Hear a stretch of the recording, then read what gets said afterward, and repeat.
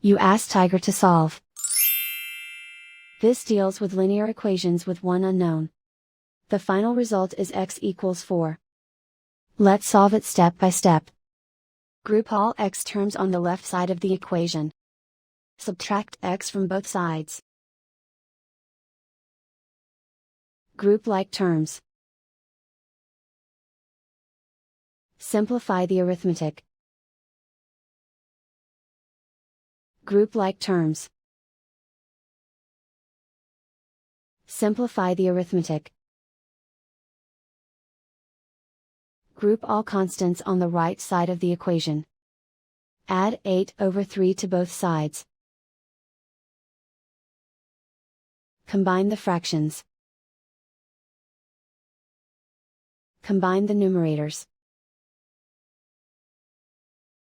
Reduce the zero numerator.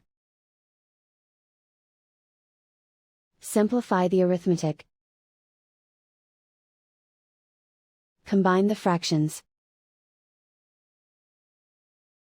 Combine the numerators. Find the greatest common factor of the numerator and denominator. Factor out and cancel the greatest common factor. And so the final result is x equals 4.